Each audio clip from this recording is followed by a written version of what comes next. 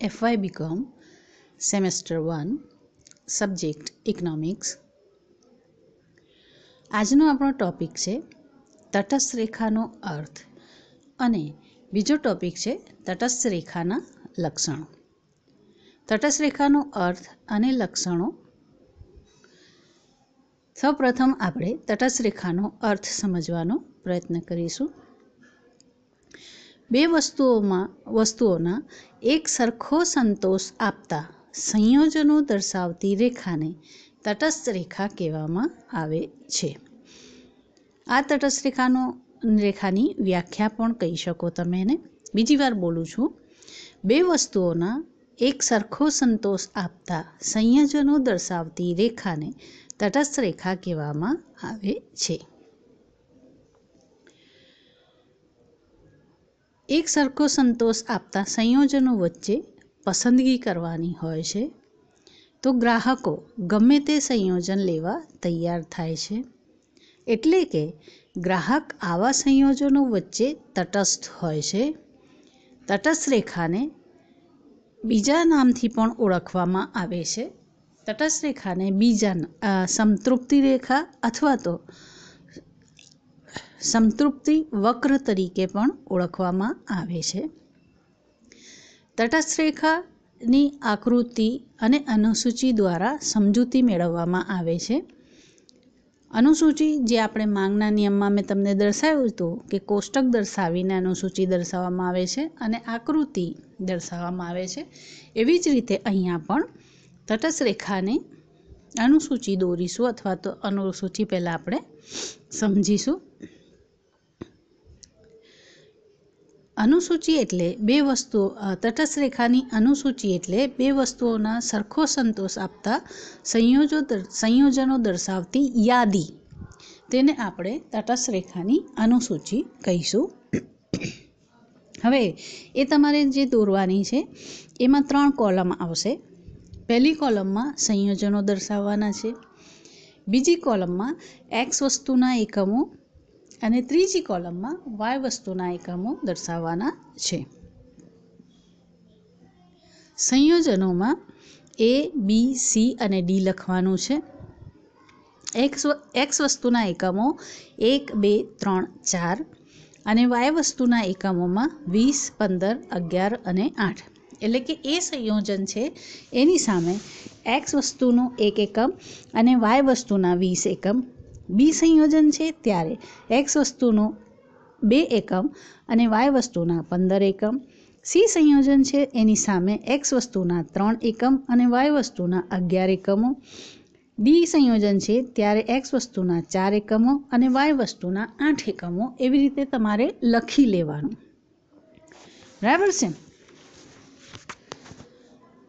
આ અનુસૂચિને પછી તમારે આલેખ અથવા તો આકૃતિ સ્વરૂપે દર્શાવવાનું છે।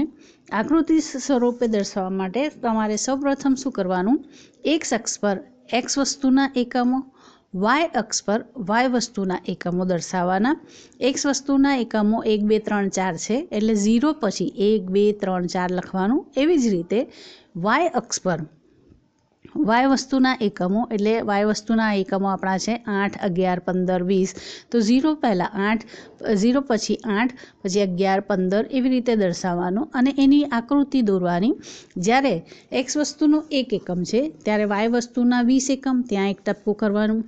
જ્યારે x વસ્તુના 2 એકમ અને y વસ્તુના 15 એકમ છે ત્યાં એક ટપકું કરવાનું। જ્યારે x વસ્તુના 3 એકમ અને y વસ્તુના 11 એકમ છે ત્યાં ટપકું કરવાનું અને x વસ્તુના 4 એકમ છે ત્યારે y વસ્તુના 8 એકમ છે ત્યાં એક ટપકું કરવાનું અને એ ટપકાઓને જોડતી એક રેખા તમારે દોરવાની, પણ એ રેખા અર્ધચંદ્રાકાર અથવા તો વક્રાકાર દોરવાની, સીધી રેખા દોરવી નહીં અને એને તમે તટસ્થ રેખા તરીકે દર્શાવી શકો છો। એને તમારે જો નામ આપવું હોય તો કોઈ નામ પણ આપી શકો છો, જેમ કે DD રેખા, એ રેખા, જે બી લખવું હોય, પણ એને તટસ્થ રેખા તરીકે તમે દર્શાવી શકો છો। આ જે આકૃતિ દોરી એના અનુસંધાનમાં કે જેમ જેમ x વસ્તુના એકમમાં વધારો થશે એમ y વસ્તુના એકમમાં ઘટાડો થશે। એ ઘટાડો એટલા માટે થશે કે ગ્રાહક પાસે જે નાણાકીય શક્તિ છે એ લિમિટેડ હોય છે.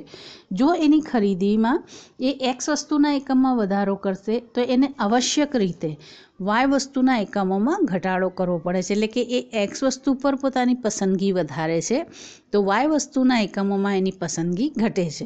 જો કોઈ વ્યક્તિ વાય વસ્તુના એકમોમાં વધારો કરશે તો એની એક્સ વસ્તુની એકમોની પસંદગીમાં ઘટાડો થશે અથવા તો કે એક્સ વસ્તુના એકમમાં ઘટાડો થશે. હવે તમે જે આકૃતિઓ દોરો તો મેં તમને કીધું કે એ જ્યારે એક્સના એકમો એ છે ત્યાં વાયના એકમ બી છે તો ત્યાં એ સંયોજન લખી દેવાનું. એવી જ રીતે ABCD તમારે સંયોજનો પણ લખી દેવાના. આકૃતિમાં ABCD એ બિંદુઓ કે સંયોજને જોડતી મેળવવામાં આવેલી રેખા એ તટસ્થ રેખા છે. બરાબર છે, એને આપણે તટસ્થ રેખા તરીકે ઓળખીશું. હું એવું ઈચ્છું કે તમારી પાસે જે બુક છે એ બુકમાં તો આકૃતિઓ આપેલી જ હશે અને અનુસૂચિ પણ આપેલી હશે. તો બની શકે તો જ્યારે પણ મારું લેક્ચર સાંભળતા હો તો બુક લઈને બેસું કે તમને ખ્યાલ આવે. કુમાર પ્રકાશનમાં પણ આ પ્રશ્ન આપેલો હશે અને BSAમાં પણ આપેલો હશે. તમે ચોપડી લઈને બેસશો તો તમને વધારે યોગ્ય રીતે સમજાશે. અને જો ચોપડીમાં તમને એવું લાગે કે નથી ખબર પડતી તો હું જે કંઈ ભાઈ બોલી ગઈ છું, અનુસૂચિ બોલી ગઈ, આકૃતિ બોલી ગઈ તો એ તમારે એ અનુસાર ચોપડામાં અનુસૂચિ પણ દોરી લેવાની અને આકૃતિ પણ દોરી લેવાની અને પછી આ લખાણ તમારું સાંભળવાનું. તો તમને સરળતાથી યાદ રહેશે અને સરળતાથી તમે સમજી શકશો કે આ પ્રશ્ન કેવી રીતનું છે અથવા કેવી રીતે એમાં લખાણ આપે છે. આજે મેં તમને સમજાયું વ્યાખ્યા, અનુસૂચિ અને આકૃતિ એ માત્ર અને માત્ર તટસ્થ રેખાનો અર્થ સમજાયો છે. બરાબર છે. હવે તટસ્થ રેખાના લક્ષણો. તટસ્થ રેખાના લક્ષણો મુખ્યત્વે 4 છે, પણ એની અંદર આકૃતિઓ વધારે દોરવાની હશે.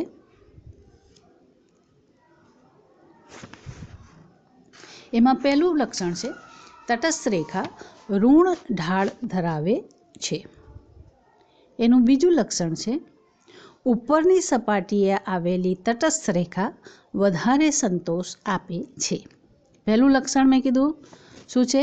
તટસ્થ રેખા ઋણ ઢાળ ધરાવે છે. બીજું છે ઉપરની સપાટીએ આવેલી તટસ્થ રેખા વધારે સંતોષ આપે છે. ત્રીજું છે તટસ્થ રેખા એકબીજાને સ્પર્શતી કે કાપતી નથી. ફરીથી કહું છું, ત્રીજું પોઈન્ટ, તટસ્થ રેખા એકબીજાને કાપતી નથી અને સ્પર્શતી પણ નથી.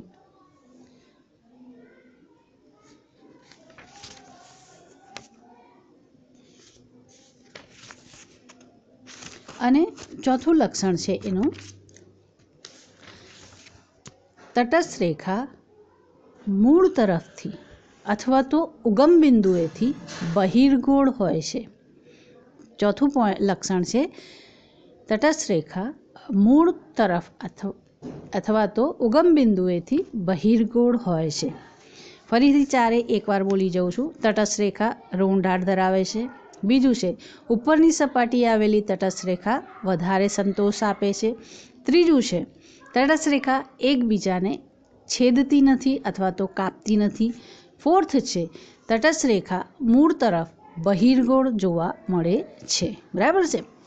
હવે આ ચારે ચાર લક્ષણો આપણે 1 by 1 સમજવાનો પ્રયત્ન કરીશું. એમાં તમારે આકૃતિઓ આવશે 1 કરતાં વધારે અને એ બધી જ આકૃતિઓ તમારે દોરવી પડશે અને એક્ઝામ વખતે પણ દોરવી પડશે. એમાં સૌથી પહેલાં 1 નંબર તટસ્થ રેખા ઋણ ઢાળ ધરાવે છે.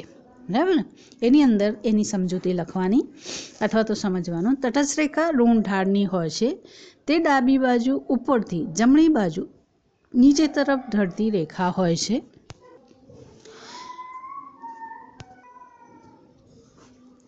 એ માટેનું મુખ્ય કારણ છે એક્સનું પ્રમાણ, એટલે કે એક્સ વસ્તુનું પ્રમાણ વધે ત્યારે વાય વસ્તુનું પ્રમાણ ઘટવું જોઈએ અને વાય વસ્તુનું પ્રમાણ વધે ત્યારે એક્સનું પ્રમાણ ઘટવું જોઈએ.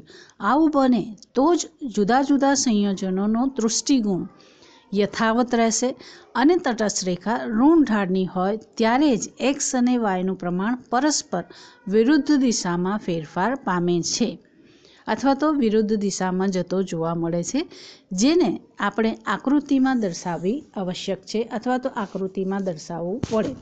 હવે આપણે આકૃતિ દોરીશું. એમાં એક્સ અક્ષ પર એક્સ વસ્તુના એકમો, વાય અક્ષ પર વાય વસ્તુના એકમો દર્શાવવામાં આવશે. એક્સ પર આપણે એ જ અનુસૂચિ અનુસાર 1, 2, 3, 4 લઈ લેવાનું એક્સના એકમો, અને વાય વસ્તુના 5, 10, 15 અને 20 તમે લઈ શકો છો.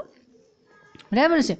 હવે જ્યારે એક્સ વસ્તુનો એક એકમ છે ત્યારે વાય વસ્તુના 20 એકમ, ત્યાં એક ટપકું કરવાનું. એ જ પ્રમાણે એક્સ વસ્તુના 2 એકમ અને વાય વસ્તુના 15 એકમ, ત્યાં એક ટપકું કરવાનું. એક્સ વસ્તુના 3 એકમ અને વાય વસ્તુના 10 એકમ, ત્યાં એક ટપકું કરવાનું. એક્સ વસ્તુના 4 એકમ અને વાય વસ્તુના 5 એકમ, ત્યાં એક ટપકું કરવાનું. એ બધાને જોડતી એક વક્રાકાર રેખા દોરવાની. એ રેખાને નામ તમારે તટસ્થ રેખા આપવાનું. પણ જે આપણે બિંદુઓ બનાવ્યા છે એમાં 1 એકમ અને 20 એકમ છે ત્યાં એ લખી કાઢવાનું. 2 એકમ અને 15 એકમ છે ત્યાં બી લખી કાઢવાનું. 3 એકમ અને 10 એકમ છે ત્યાં સી લખી કાઢવાનું. 4 અને 5 છે ત્યાં ડી લખી કાઢવાનું. એ બધાને જોડતી રેખા એ આપણી તટસ્થ રેખા છે, જે ઋણ ઢાળ દર્શાવે છે. તટસ્થ રેખા પર ગ્રાહક એ થી બી બિંદુ પર આવે છે ત્યારે એક્સના જથ્થામાં 1 એકમનો વધારો થાય છે અને વાયના જથ્થામાં 5 એકમનો ઘટાડો થાય છે. આથી એક્સની દિશામાં તૃષ્ટિગુણ વધે છે અને વાયની દિશામાં તૃષ્ટિગુણ ઘટે છે. પરિણામે બી સંયોજનમાંથી મળતો તૃષ્ટિગુણ એ સંયોજનના તૃષ્ટિકોણ જેટલો જ રહે છે. તટસ્થ રેખા ધન ઢાળની અથવા તો ક્ષિતિજને સમાંતર અથવા ઊભી ધરીને સમાંતર હોઈ શકે નહીં. આપણે જે તટસ્થ રેખા દોરી એ વક્રાકાર અથવા તો અર્ધચંદ્રાકાર દોરી છે. આ જે ઋણ રેખા છે એના અનુસંધાનમાં તટસ્થ રેખા ક્ષિતિજને સમાંતર એટલે કે એક્સ અક્ષને સમાંતર હોઈ શકે નહીં, અથવા તો તટસ્થ રેખા ઊભી ધરી એટલે કે વાય અક્ષને સમાંતર પણ હોઈ શકે નહીં. અને ત્રીજી તટસ્થ રેખા ધન ઢાળવાળી એટલે કે પુરવઠા રેખા જેવી પણ હોઈ શકે નહીં, કારણ કે આમાંની કોઈ પણ રેખા પર આવેલા સંયોજનો સંતોષની દ્રષ્ટિએ સરખા હોતા નથી અને ગ્રાહક એ સંયોજનો વચ્ચે તટસ્થ હોતો નથી, જેને આપણે આકૃતિ દ્વારા સમજૂતી આપીશું અથવા તો આકૃતિ દ્વારા સમજવાનો પ્રયત્ન કરીશું, જે આપણે સારી રીતે સમજી શકીએ એના માટે છે. તો સૌથી પહેલાં આપણે આકૃતિ દોરીશું કે તે ધન ઢાળ ધરાવતી નથી, એટલે કે આ પ્રમાણેની તટસ્થ રેખા હોઈ શકે નહીં. બરાબર. એમાં એક્સ અક્ષ પર તમારે એક્સનું પ્રમાણ, વાય અક્ષ પર વાયનું પ્રમાણ અથવા તો એક્સના એકમો અને વાયના એકમો લખી શકો છો. એ અનુસાર તમારે કોઈ પણ બિંદુઓ અથવા તો તમારી અનુસાર ABCDના કોઈ પણ આંક લખી શકો છો. એક ધન ઢાળવાળી રેખા દોરવાની. આપણી તટસ્થ રેખા ઋણ ઢાળવાળી છે, ડાબી બાજુ ઉપરથી જમણી બાજુ નીચે તરફ ઢળતી. તો તમારે ધન ઢાળની રેખા દોરવાની. જમણી બાજુ ઉપરથી ડાબી બાજુ નીચે તરફ ઢળતી રેખા દોરવાની અને એ રેખા પર કોઈ પણ 2 બિંદુ તમારે દોરી દેવાના અને એ બિંદુ અનુસાર એક્સ અક્ષ પર એક લાઈન અને વાય અક્ષ પર લાઈન દોરવાની. આકૃતિ અનુસાર 2 બિંદુ દોર્યા, એક બિંદુને એ અને એક બિંદુને બી નામ આપી દેવાનું અને એની સામે એક્સ અક્ષ પર તમે જી અને એચ લખી શકો છો અને વાય અક્ષ પર આઈ અને જે લખી શકો છો. અને બી ગ્રેટર ધેન એ એટલે કે બી એ કરતાં બીમાંથી વધારે સંતોષ પ્રાપ્ત થાય છે એ ત્યાં આકૃતિમાં દર્શાવી દેવાનું. એની સમજૂતી તમારે આપવી પડે. કેવી રીતે લખવાનું? તો કે ધન ઢાળની રેખા પર આવેલા એ સંયોજનની સરખામણીમાં બી સંયોજનમાં એક્સ અને વાય બંને વસ્તુઓનું પ્રમાણ વધારે છે. આથી એ કરતાં બી સંયોજનનો તૃષ્ટિગુણ વધારે જોવા મળશે. એટલે મેં તમને કીધું એટલા માટે જ આપણે બી ગ્રેટર દેન એ લખ્યું છે કે બીમાંથી જે સંતોષ મળે છે એ વધારે છે એની સરખામણીમાં, એટલા માટે એને આપણે તટસ્થ રેખા કહી શકીએ નહીં. કેમ? તો કે તટસ્થ રેખાનો નિયમ છે કે બધા જ બિંદુઓ આપણને સરખો સંતોષ આપે છે.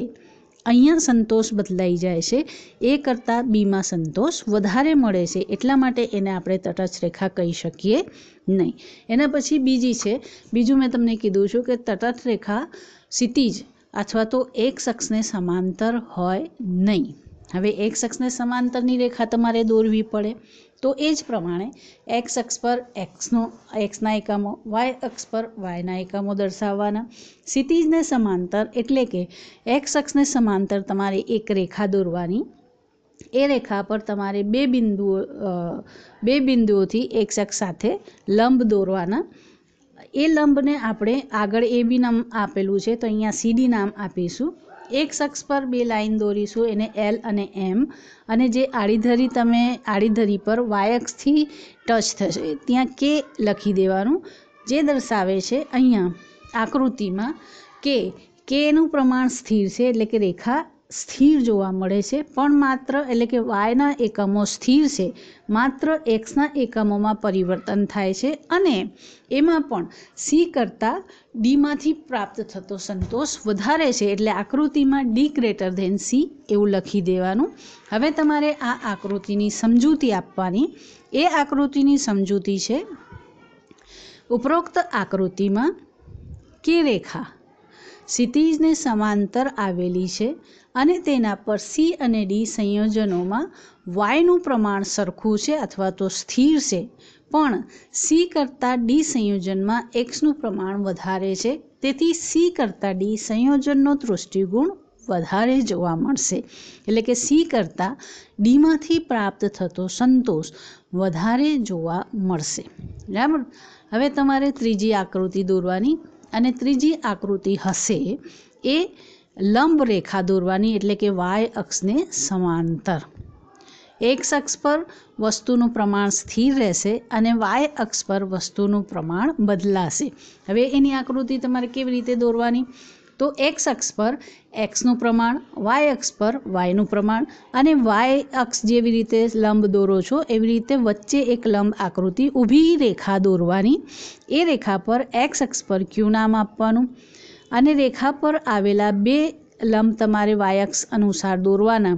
એના પર ઈ અને એફ નામ આપવાનું રેખા પર, અને વાય અક્ષ પર એન અને પી લખી દેવાનું, અને આકૃતિમાં એફ ગ્રેટર દેન ઈ લખવાનું, કારણ કે ઈ કરતાં એફમાંથી પ્રાપ્ત થતો સંતોષ વધારે હશે, પણ અહીંયા વાયમાંથી સંતોષ પ્રાપ્ત થશે, એક્સમાંથી નહીં. એટલા માટે કે એક્સ વસ્તુ પર આપણે પરિવર્તન કરતા નથી. એક્સ વસ્તુ જેટલી ખરીદે છે ગ્રાહક એટલી જ રહે છે, પણ વાય વસ્તુનું પ્રમાણ બદલાય છે, એટલા માટે એને વાયમાંથી પ્રાપ્ત થતો સંતોષ વધારે છે, અને સાથે સાથે ઈ કરતાં એફમાંથી પ્રાપ્ત થતો સંતોષ વધારે છે.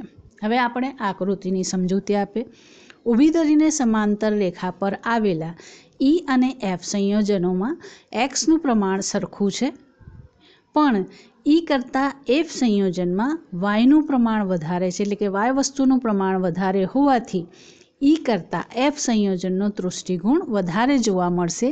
એટલા માટે ઊભી ધરીને સમાંતર રેખા પણ તટસ્થ રેખા તરીકે દર્શાવી શકાય નહીં. તમે આ 4 આકૃતિઓ દોરો અને એને સમજૂતી આપો તો આપણે તટસ્થ રેખાનું એક લક્ષણ સમજાયું છે એવું કહી શકાય. એનું બીજું લક્ષણ છે, ઉપરની સપાટીએ આવેલી તટસ્થ રેખા વધારે સંતોષ આપે છે. હવે એની સમજૂતી મેળવીએ કે નીચી તટસ્થ રેખા કરતાં, એટલે કે નીચે આવેલી તટસ્થ રેખા કરતાં ઉપર આવેલી તટસ્થ રેખાના સંયોજનો વધારે સંતોષ આપતા હોય છે. એટલે કે પ્રત્યેક તટસ્થ રેખા સંતોષની ચોક્કસ સપાટી દર્શાવે છે, જેમાં તટસ્થ રેખા જમણી તરફ ઊંચે જાય, એટલે કે જમણી બાજુ ઉપર ને ઉપર જાય તેમ વધારે ને વધારે સંતોષ પ્રાપ્ત થાય છે. હવે તમારે એની આકૃતિ દોરવી પડે. એની આકૃતિમાં તમારે 2 તટસ્થ રેખા દર્શાવવાની. પહેલાં સૌપ્રથમ એક્સ અક્ષ પર એક્સ વસ્તુનું પ્રમાણ અથવા તો एक्सना एकमों एवं लखी शको। वाय अक्ष पर वायना एकमों अथवा वायનું પ્રમાણ દર્શાવવાનું। હવે તમારે અર્ધચંદ્રાકાર બે તટસ્થ રેખા દોરવાની, એક અને એની થોડી ઉપર બીજી તટસ્થ રેખા દોરવાની। તમારી બુકમાં આકૃતિ જોશો તો તમને તરત ખ્યાલ આવી જશે। આકૃતિ બુકમાં જોશો તો તમને તરત સમજાશે કે કેવી રીતે આકૃતિ દોરવાની છે। એક તટસ્થ રેખા દોરી એને થોડી જગ્યા છોડી બીજી તટસ્થ રેખા દોરવાની, એને નામ આપવાનું તટસ્થ રેખા 1 અને તટસ્થ રેખા 2। હવે પહેલી તટસ્થ રેખાથી એક લંબ એક્સ અક્ષ પર દોરવાનું અને એક વાય પર। એવી જ રીતે બીજી તટસ્થ રેખાથી એક્સ પર અને વાય પર એનું એ જ આવશે, સરખું જ રહેશે, બદલાશે નહીં। એવી રીતે તમારે આકૃતિ દોરવાની રહેશે, અથવા તો આકૃતિ તમે દોરીને રાખજો કે તમને આ જે હું બોલું છું એ સરળતાથી તમે સમજી શકો। અને ત્યાં પણ આકૃતિમાં બી ગ્રેટર ધેન એ લખી દેવાનું। હવે આકૃતિને આપણે સમજૂતી આપીએ તો ઉપરોક્ત આકૃતિમાં એ સંયોજન નીચી તટસ્થ રેખા એટલે કે તટસ્થ રેખા પહેલી તટસ્થ રેખા પર આવેલો છે, જ્યારે બી સંયોજન ઊંચી તટસ્થ રેખા એટલે કે 2 નંબરની તટસ્થ રેખા પર આવેલો છે। માટે એ કરતાં બી સંયોજનનો દૃષ્ટિગુણ વધારે હશે જ, કારણ કે એ અને બી બંને સંયોજનોમાં વાયનું પ્રમાણ સરખું છે, પરંતુ એ કરતાં બી સંયોજનમાં એક્સનું પ્રમાણ વધારે જોવા મળે છે। અને જ્યાં વસ્તુઓનું પ્રમાણ વધારે હોય ત્યાં સંતોષ વધારે પ્રાપ્ત થાય છે। એટલે ઉપરની સપાટીએ આવેલી તટસ્થ રેખા ગ્રાહકને વધારે સંતોષ આપે છે, એ અહીંયા પુરવાર થાય છે। બરાબર છે। આમ પોઈન્ટમાં અથવા તો આ મુદ્દામાં માત્ર એક જ આકૃતિ આવશે। એનું ત્રીજું પોઈન્ટ છે તટસ્થ રેખા એકબીજાને કાપતી નથી કે છેદતી નથી। એની અંદર કહીએ કે બે તટસ્થ રેખાઓ એકબીજાને કોઈ પણ દિવસ છેદી શકે નહીં, સ્પર્શી પણ શકે નહીં, એટલે કે એકબીજાને એ સ્પર્શ પણ ના કરી શકે અને છેદે પણ નહીં, કાપે પણ નહીં એકબીજાને। જો બે તટસ્થ રેખાઓ એકબીજાને કાપે કે સ્પર્શ કરે તો ઉપર જણાવેલા લક્ષણોનું ઉલ્લંઘન થાય છે, જેના કારણે એને આપણે તટસ્થ રેખા કહી શકીશું નહીં। એટલે જ્યારે પણ કોઈ રેખા તમે જુઓ જે એકબીજાને છેદતી હોય અથવા એકબીજાને સ્પર્શતી હોય તો એને આપણે તટસ્થ રેખા કહી શકીશું નહીં। બરાબર છે। એને સમજાવવા માટે તમારે આકૃતિ દોરવી પડે। એ આકૃતિ દોરવા માટે તમારે એક્સ અક્ષ પર એક્સ વસ્તુનું પ્રમાણ, વાય અક્ષ પર વાય વસ્તુનું પ્રમાણ દર્શાવવાનું। અને અહીંયા પણ તમારે બે તટસ્થ રેખાઓ દોરવાની, પણ એકની ઉપર એક નહીં, પણ એક રેખા દોરીને બીજી રેખા એને છેદતી હોય એવી રીતે દોરવાની। ગમે તે બિંદુ પર એ બી સી જે બી બિંદુ લો તમે, એના પર તટસ્થ રેખા છેદે એવી રીતે એકબીજાને આપણે જેમ ચોકડી બનાવીએ છીએ એવી રીતે થોડી નાની ચોકડી બનવી જોઈએ એના પર, એવી રીતે તમારે આકૃતિ દોરવાની।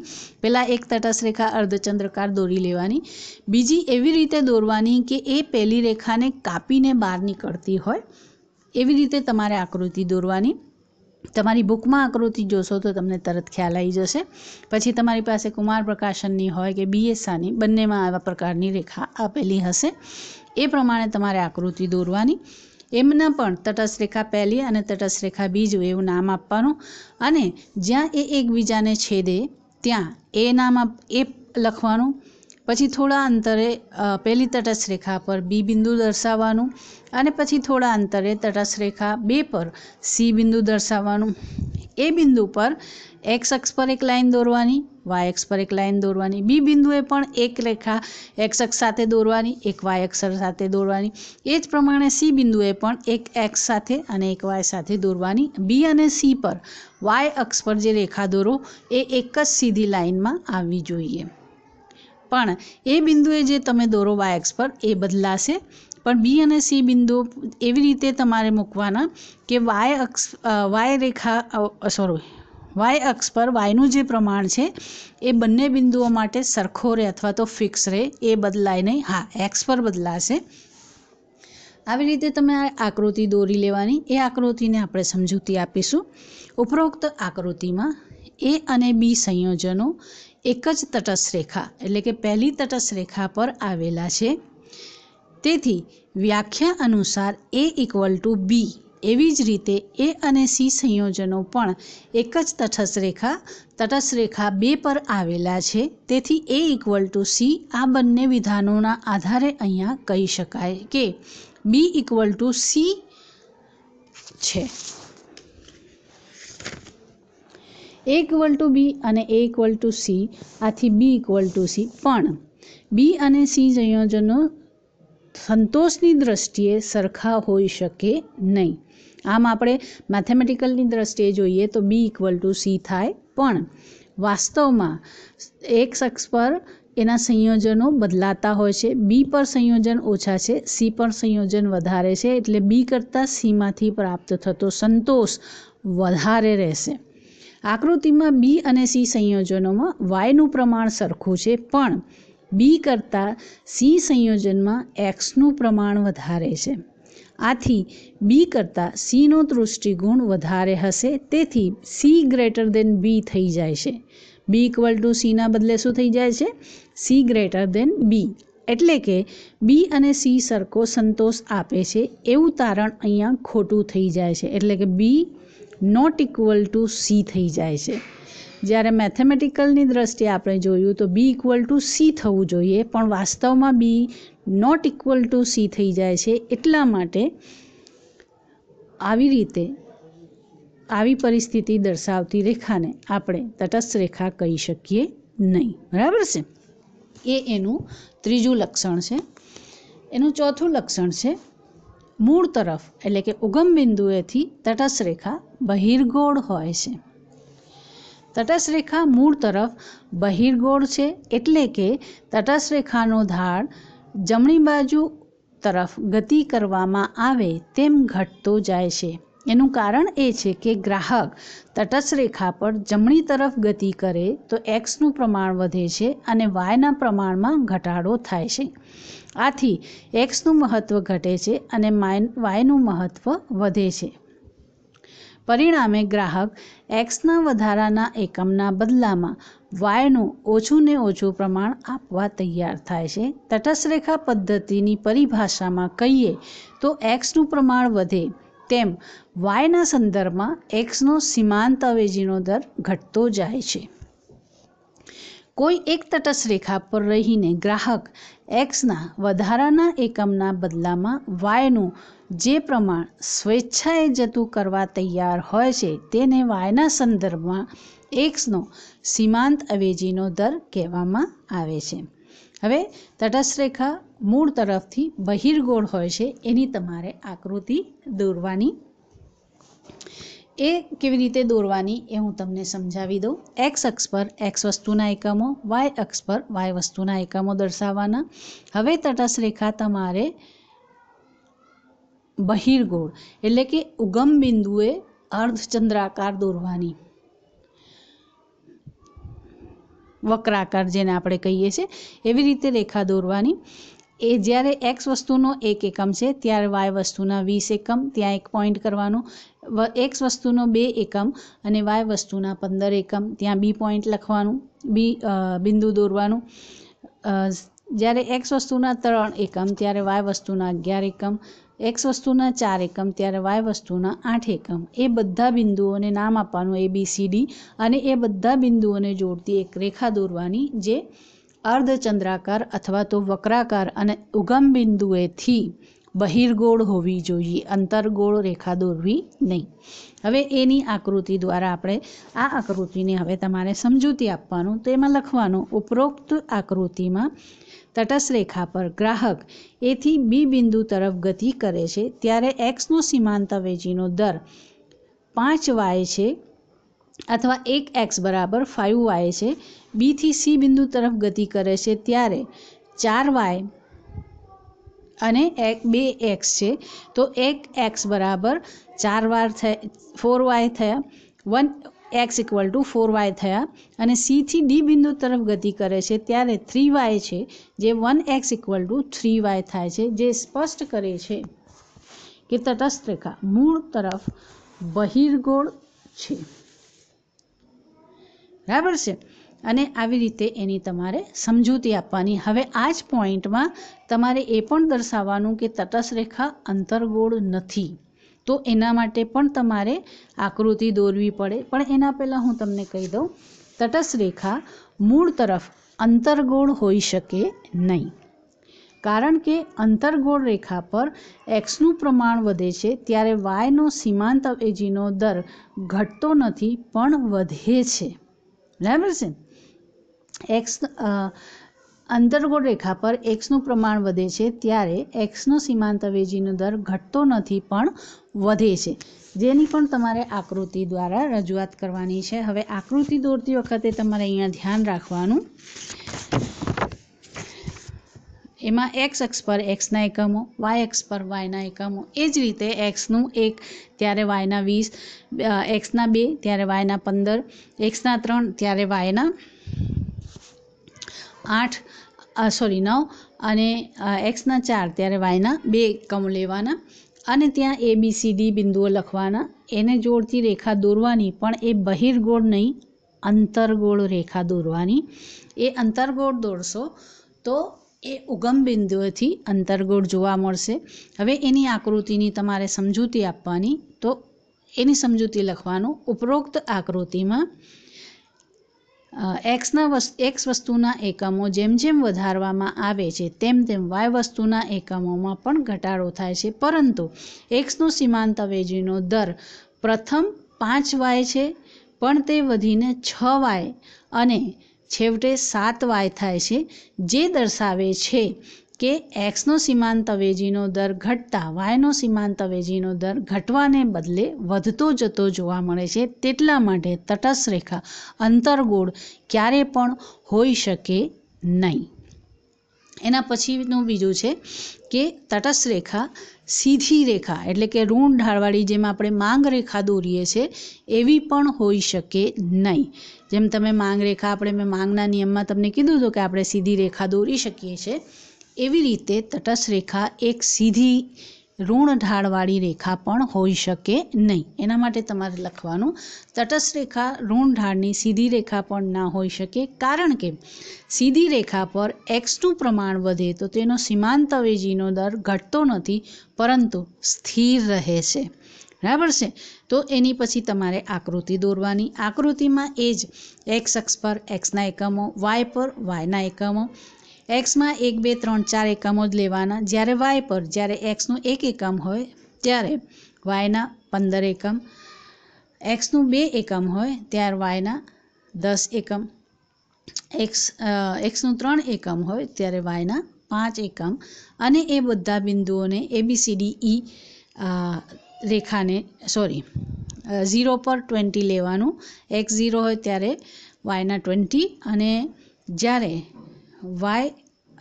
એક્સના 4 એકમ હોય ત્યારે વાયનું 0 એકમ.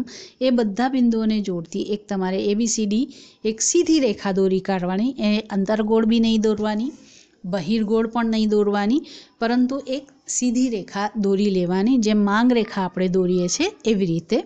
તો એ માંગ રેખા તમે દોરશો તો એ આ પ્રમાણેની આકૃતિ થશે. એની સમજૂતી તમારે આપવાનું. ઉપરોક્ત આકૃતિમાં એક્સનો સીમાંત અવેજીનો દર પ્રત્યેક બિંદુએ 5y જેટલો જોવા મળે છે. એટલે કે 20 થી 15 થાય તો 5 એકમ, 15 થી 10 થાય તો 5 એકમ, 10 થી 5 થાય તો પણ 5 એકમ, એટલે કે દરેક બિંદુએ સરખો જોવા મળે છે. એટલે કે એક્સનું પ્રમાણ વધે છે ત્યારે વાયનો સીમાંત અવેજીનો દર દરેક બિંદુએ ABCDE બિંદુએ એક સમાન જોવા મળે છે, જે દર્શાવે છે કે એ પણ તટસ્થ રેખા કહી શકાય નહીં, કારણ કે એ ઉગમ બિંદુએથી સરખો સીમાંત અવેજીનો દર દર્શાવે છે. અંતર્ગોળ રેખા પણ એક્સ જેમ જેમ વધે છે એમ વાયના એકમોમાં પણ વધારો થાય છે, એટલે એ પણ તટસ્થ રેખા ગણી શકાય નહીં. એટલે કે આ જે ચોથો પોઈન્ટ છે એમાં તમારે 3 આકૃતિઓ દોરવાની રહેશે. હું ફરીથી કહી દઉં, એના 4 લક્ષણો છે. એમાં પહેલા લક્ષણમાં તમારે 4 આકૃતિ દોરવાની રહેશે, બીજા લક્ષણમાં 1 જ આકૃતિ છે, ત્રીજા લક્ષણમાં 1 આકૃતિ છે, અને ચોથા લક્ષણમાં તમારે 4 આકૃતિઓ દોરવી પડશે. આ પ્રશ્ન અહીંયા આપણો કમ્પ્લીટ થાય છે, જેની સમજૂતી મેં તમને આપી. આશા છે કે તમને આ પ્રશ્ન ખબર પડી હશે. ના ખબર પડી હોય તો હું એવો આગ્રહ રાખું કે હું જે આકૃતિઓની સમજૂતી અને અનુસૂચિની સમજૂતી બોલી ગઈ તો બની શકે તો હું જે બોલી ગઈ એ અનુસાર પહેલાં ચોપડામાં આકૃતિઓ અને અનુસૂચિ દોરી લેવાની, જેથી તમને આ પ્રશ્ન સમજવામાં સરળતા રહે.